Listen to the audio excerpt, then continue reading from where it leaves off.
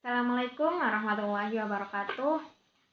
Nama saya Safatul Habibah, NIM D2019-5045. Oke, saya akan menjelaskan tentang perkembangan periode prenatal. Telaah psikologi perkembangan yang terdahulu itu lebih mengedepankan atau lebih menelaah tentang masa prasekolah, namun kebanyakan pada masa-masa sekolah. Lalu pada tahun 1940, ahli psikologi perkembangan mulai mempelajari tentang psikologi perkembangan prenatal, atau kita biasa sebut dengan perkembangan pada masa kehamilan. Nah, pada kesempatan ini saya akan menjelaskan sedikit apa saja yang ada dalam perkembangan prenatal, yaitu tentang ciri-ciri periode prenatal, lalu bagaimana kehidupan itu mulai, terus ada sikap orang yang berarti, lalu perkembangan prenatal, dan juga bahaya-bahaya apa saja pada masa prenatal, dan yang terakhir tentu tentang faktor-faktor lain. Oke, kali ini saya akan menjelaskan tentang ciri-ciri periode prenatal. Ciri-ciri periode prenatal itu ada 6. Yang pertama, terjadinya pembaruan sifat-sifat yang diturunkan oleh kedua orang tua. Dalam hal ini juga dipengaruhi oleh kromosom yang disumbangkan oleh kedua orang tua janin.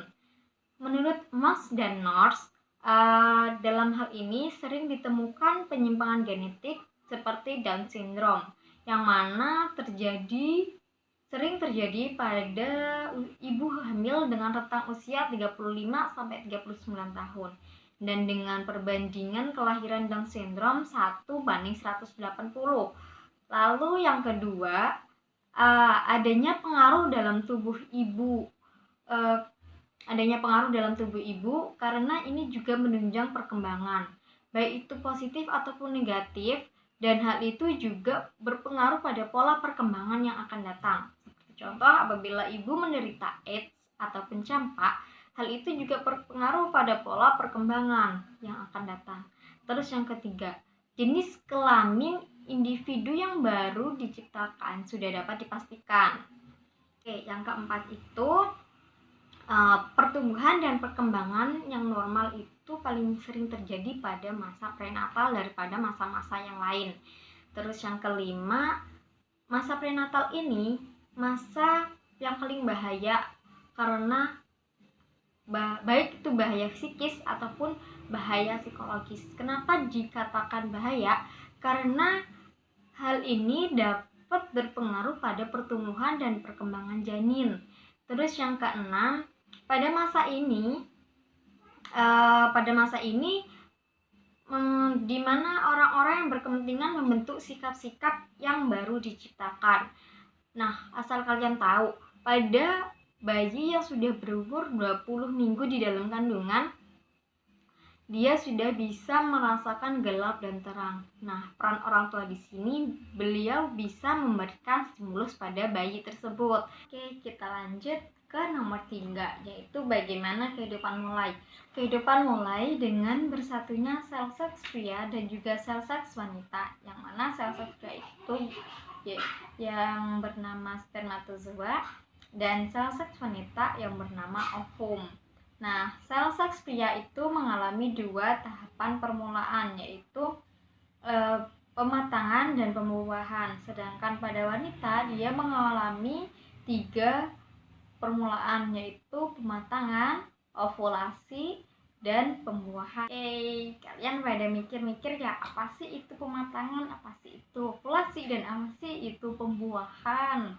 Nah, oke, kita akan jelasin. Pematangan itu proses pengurangan kromosom melalui pembelahan sel. Kalau saya jelasin itu panjang banget, oke ya. Jadi kita lanjut ke ovulasi. Ovulasi itu dimana sel telur yang sudah matang dikeluarkan dari ovarium lalu menuju ke tuba falopi untuk dibuahi. Terus yang ketiga itu pembuahan. Nah, pembuahan ini biasanya disebut dengan fertilisasi. Lalu apa sih pengertiannya? Fertilisasi atau pembuahan itu adalah bersatunya dua sel gamet, yakni ovum atau sel telur dengan sperma, yang mana hasil dari fertilisasi ini akan menjadi sel tunggal yang bernama zigot. Nah, dalam proses pembuahan ini pada umumnya terjadi selama 12 hingga 36 jam. Namun biasanya terjadi 24 jam pertama setelah telur memasuki tuba falopi. Oke, next kita lanjut ke periode perkembangan. Periode perkembangan ini itu ada 3 tahapan. Namun sebelum kita menjelajah lebih jauh lagi, saya akan menjelaskan sedikit periode prenatal ini. Beberapa orang mencakup 38 minggu atau 266 hari. Namun 70% itu mereka mengalami masa prenatal dalam kurun waktu 36 sampai 40 minggu, dan 98% itu mengalami antara 34 minggu sampai 42 minggu gitu.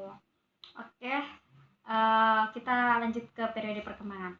Periode perkembangan ini itu ada 3 tahapan, yaitu tahap zigot, tahap embrio, dan juga tahap janin. Next kita ke tahap zigot, yang mana kita ketahui sebelumnya zigot adalah hasil dari fertilisasi, ya kan?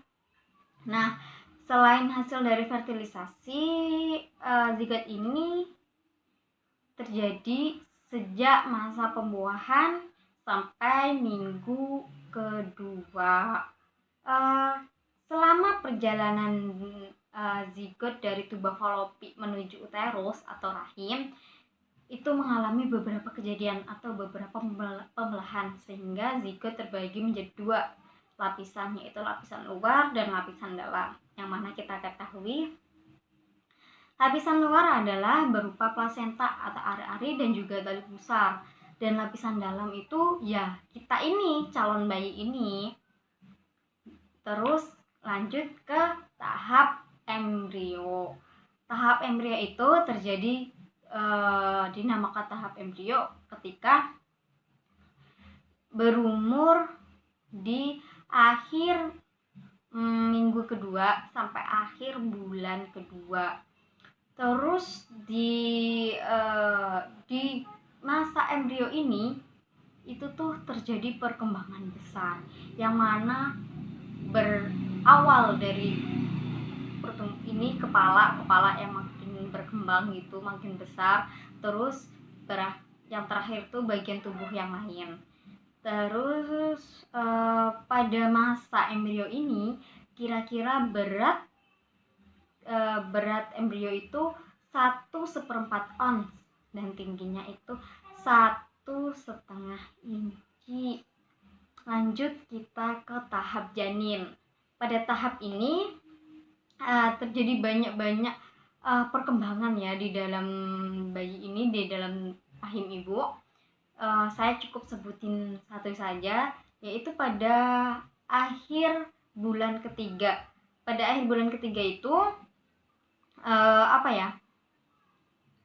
organ dalam pada janin, organ dalamnya itu sudah dapat mulai berfungsi, dan denyut jantung pada janin itu dapat diketahui pada minggu ke-15. Oke, next lanjut ke sikap orang-orang berarti. Sikap orang-orang berarti ini bukan hanya calon ibu atau ibu yang sedang mengandung saja, melainkan juga kepada keluarga yang lainnya. Sikap ibu ini juga bisa mempengaruhi bayi yang dikandungnya atau bayi yang belum dilahirkannya. Tidak melalui tali pusar yang merupakan satu-satunya jalan yang langsung menghubungkan antara ibu dan bayi yang dikandungnya, melainkan akibat perubahan endokrin yang terjadi karena tekanan yang terjadi pada ibu. Nah, sebaliknya, ketika ibu sedang tidak mengalami tekanan atau sedang bahagia dan masa-masa menyenangkan, sikap-sikap itu dapat mempengaruhi perkembangan yang baik dan menunjang perkembangan yang normal selama periode prenatal. Oke, kita lanjut ke bahaya pada masa prenatal, yaitu ada dua, bahaya fisik dan juga bahaya psikologis. Oke, kita lanjut ke bahaya fisik. Nah, bahaya fisik ini memang paling mudah diteliti dan ditelaah ya, karena dapat terlihat oleh mata. Nah, ada pun beberapa keadaan yang mempengaruhi bahaya fisik, yaitu seperti ketika ibu mengalami kontraksi pada 3 semester pertama. Nah, ini dapat mempengaruhi perkembangan pada si jagung bayi. Biasanya akan terjadi cacat mata, cacat telinga, ataupun jantung yang tidak berfungsi dengan baik. Atau ketika si jabang bayi ini tidak normal, dalam artian tidak normal, dia besarnya tidak seperti bayi-bayi yang normal pada lainnya, dia lebih besar. Oke, lanjut ke bahaya psikologis. Bahaya psikologis ini tetap ada dampaknya loh bagi si jabang bayi ketika telah dilahirkan. Nah, ada 3 bahaya psikologis, yaitu yang pertama adanya tekanan pada sang ibu. Terus kepercayaan tradisional ini seperti meramalkan jenis kelamin bayi yang belum dilahirkan. Nah, kalau ramalannya salah, bisa-bisa persepsi orang tua ini jadi gimana gitu loh. Mereka mungkin agak kecewa, oh katanya perempuan kok lahir laki-laki, karena mungkin mereka juga mengharapkan perempuan gitu. Nah, biar nggak ada kesalahan lagi, lebih baik di USG itu kan daripada pakai ramal-ramalan. Terus yang ketiga adanya sikap yang tidak menyenangkan dari orang-orang yang berarti, yang mana kita sudah jelaskan bahwasanya orang-orang yang berarti ini juga adalah keluarga dari si jagung bayi. Oke, kita lanjut ke sesi yang terakhir, yaitu faktor-faktor lain yang juga mempengaruhi pada masa prenatal. Ternyata selain bahaya fisik dan bahaya psikologis yang udah dijelasin sebelumnya, ternyata ada beberapa juga yang mempengaruhi perkembangan pada periode prenatal, yaitu faktor orang tua dan lainnya, dan yang kedua itu faktor lingkungan. Nah, faktor orang tua dan lainnya itu ada apa aja sih? Ada 3 yang akan saya sebutin, yaitu kesehatan ibu, terus gizinya, lalu emosi. Nah, yang pertama kesehatan ibu. Kalau ibu menderita seperti campak ataupun AIDS ataupun penyakit lain, yang mana penyakitnya itu bisa menimbulkan suatu gejala yang mempengaruhi perkembangan. Nah, itu juga bahaya. Seperti saja contoh AIDS ya. Walaupun nggak keseluruhan ibu yang hamil itu juga akan menurunkan AIDS pada anaknya, namun hal ini juga perlu dihati-hati. Makanya perlu pemeriksaan. Lalu yang kedua, gizi ibu. Pada masa ini, pada masa periode prenatal yang mana banyak resikonya, maka si ibu atau calon ibu ini juga sudah menjadi kewajibannya atau keharusannya untuk menjaga dengan mengkonsumsi makanan-makanan yang bernutrisi, karena si jagung bayi juga membutuhkan nutrisi, yang mana nutrisi tersebut juga didapatkan dari ibu melalui darah itu ya gitu. Terus yang ketiga ada emosi ibu. Di saat ibu sedang hamil, sudah sepatutnya ya kita sebagai keluarga juga memberikan rasa nyaman, rasa aman agar si ibu itu tidak mengalami kecemasan, kekhawatiran, apalagi sampai tingkat akut. Nah, itu juga mempengaruhi dari tumbuh kembang si jabang bayi. Takutnya nanti ketika ibu tersebut mengalami kecemasan yang akut, kekhawatiran yang terlalu, takutnya nanti terjadi terjadi kontraksi dan bayi lahir sebelum waktunya, ataupun bisa-bisa bayi abnormal seperti itu. Terus lanjut ke faktor lingkungan. Faktor lingkungan di sini juga mempengaruhi, sebenarnya ada sangkut pautnya ya. Kalau faktor lingkungannya itu sehat, terus bersih, itu juga baik untuk perkembangan dan kesehatan ibu. Jadi kalau ibu sehat, anakku juga sehat. Kalau lingkungannya terpapar polusi yang berat, kan ada tingkatan-tingkatannya tuh.